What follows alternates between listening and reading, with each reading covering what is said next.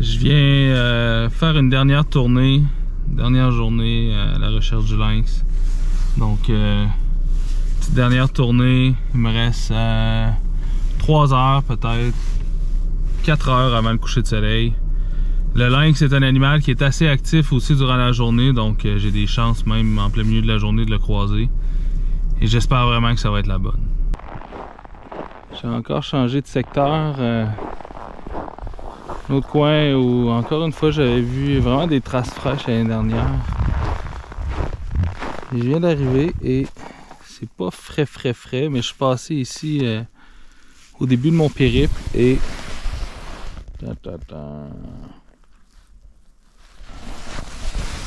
belle piste de lynx. Donc, il est passé juste là, traversé, qui est rentré dans le bois.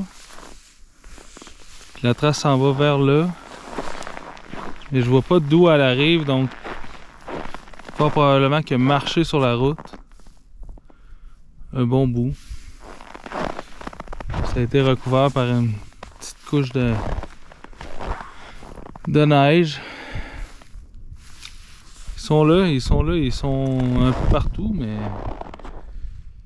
ils sont pas devant la caméra, pas devant mes yeux, malheureusement. Ok, il y a une scène simplement incroyable. Je suis dans un secteur où j'ai vu des traces l'année passée. Puis je suis repassé puis j'ai vu des traces que j'avais pas vues genre 2 minutes avant. Je suis arrêté, j'ai vu une silhouette. Puis là, ben, il y a une mère lynx avec son petit. Ils sont juste en bordure du bois. La mère a traversé le chemin, a fait des pauses. C'était... J'ai les larmes aux yeux, je capote.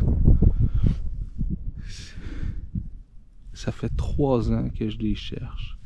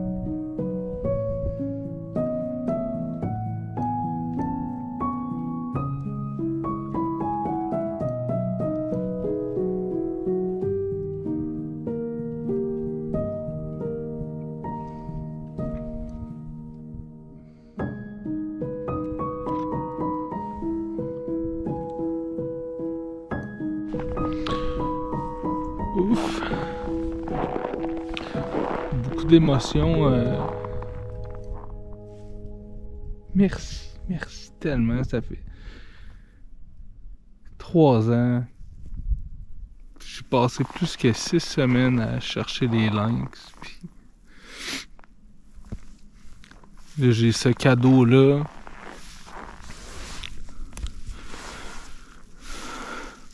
Complètement incroyable.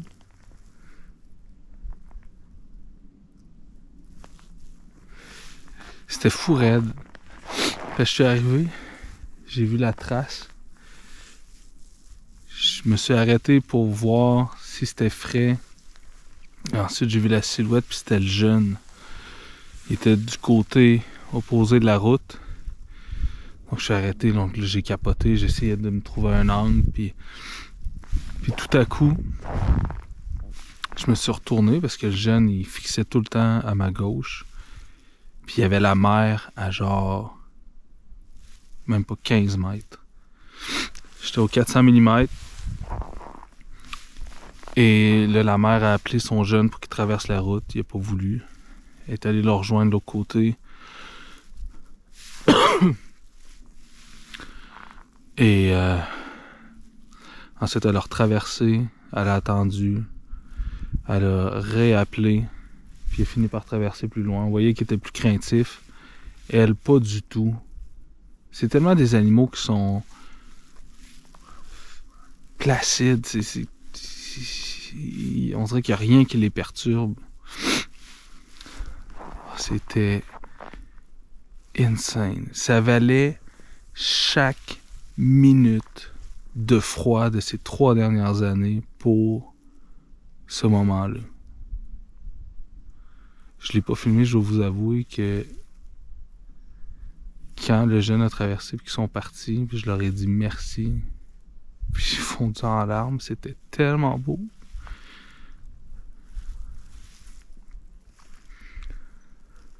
Wow.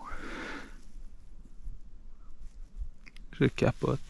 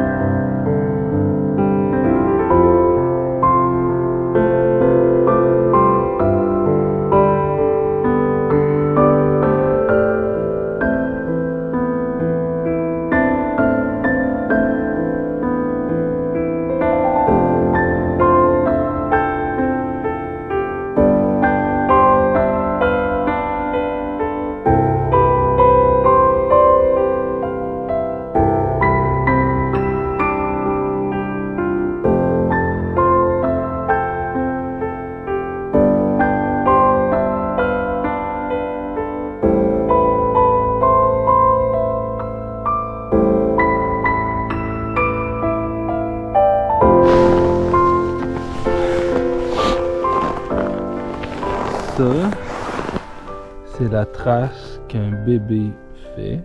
Bon, le bébé est rendu quand même assez grand, là. C'est malade. La taille que ça peut faire. Des pattes. C'est fou raide. Ça, c'est le genre de moment que si j'avais pas des photos pour me dire que c'est vraiment arrivé, je pense que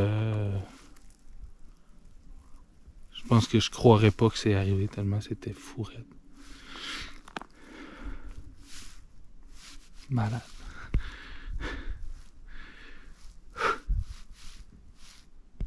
Ce que je trouve complètement fou, c'est que quand je suis venu plus tôt cette semaine, il n'y avait aucune trace. Et pour l'instant, zéro trace. Mais zéro. Là, il y a la trace que j'ai vue en haut qui, bon, probablement que c'est eux. Et il n'y a pas aucune autre trace. Donc, ils sont pas passés toute la semaine, en tout cas, depuis la dernière grosse bordée de neige. Puis, tantôt, je me suis dit, ah, je vais aller jeter un coup d'œil quand même, voir de quoi si ça avait pas bougé. Puis là, ben, ça arrive. J'aurais pu passer, j'aurais pu pas regarder, pas arrêter pour voir la trace, j'aurais pu passer comme, tu sais, 1 minute avant. Tu sais, moi, en fait, j'ai interrompu, probablement avec la voiture, le jeune qui suivait sa mère. Et là, c'est pour ça qu'il est revenu, puis que toutes les opportunités qu'ils m'ont données, si j'étais passé comme une minute avant ou 1 minute après, j'aurais rien eu de tout ça. Je trouve ça complètement fou. J'appellerais pas ça de la chance parce que ça fait tellement longtemps, j'ai tellement passé d'heures au froid à aller chercher. Donc j'appellerais pas ça de la chance, mais c'est fou raide. Et le grand corbeau qui m'accompagne dans ce dialogue. J'ai pas vraiment l'impression qu'ils vont nécessairement revenir, mais je peux comme pas m'en aller parce que je sais qu'ils sont là. C'est la saison de la reproduction, donc il y a peut-être même un mâle qui va suivre leur odeur, donc je peux pas m'en aller comme ça. Je peux pas quitter en sachant qu'il y a une mère lynx avec son bébé à proximité. Je sais pas si je vais les revoir ce soir. Il reste peut-être 1 heure de luminosité. Je vais me croiser les doigts. Mais c'est quoi demander plus que ce que j'ai déjà eu? C'était hallucinant. C'est fou raide. C'est pour des moments comme ça qu'on fait de la photo animalière. En fait, qu'on est en nature. C'est même pas tant pour la photo, pour la rencontre. C'est une rencontre que je vais me rappeler toute ma vie. Autant la rencontre que j'avais fait il y a quelques années avec un lynx sur la route de la baie James qui était passé un peu comme là, en fait un peu plus près, là, il était à 2 mètres environ. C'était fou raide. Et c'est des moments qu'on se rappelle toute sa vie. Le soleil vient de se coucher et j'ai pas refait d'autres observations. Malheureusement, je termine vraiment mon périple sur un méga high. Je capote. J'ai regardé un peu les photos et fou raide. Il y a peut-être 2 ou 3 photos là, que je vais peut-être tweaker un petit peu pour vraiment transmettre ce que moi j'ai vécu. Même au travers du viseur, il y a des séquences comme par exemple quand le lynx a traversé la rue avec ses grandes pattes, ses grands mouvements et tout ça. Moi je m'imaginais un peu sur...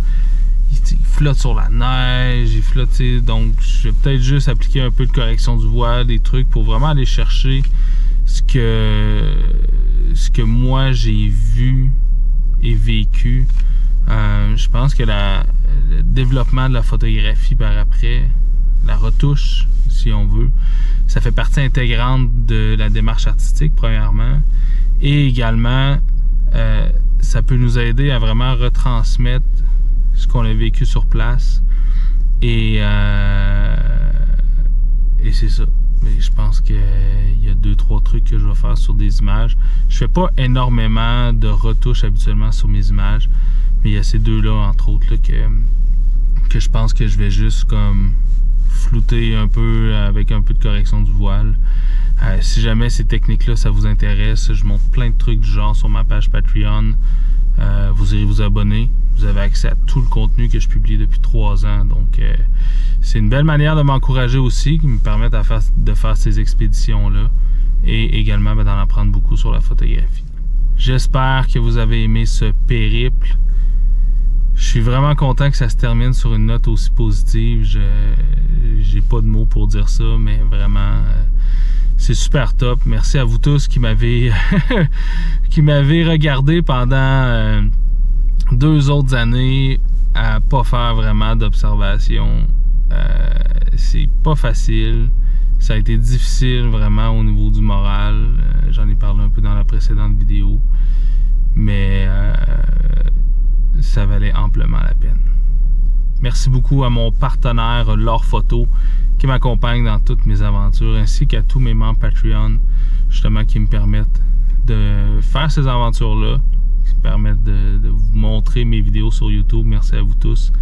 Et nous, on se dit à la prochaine. Ciao tout le monde.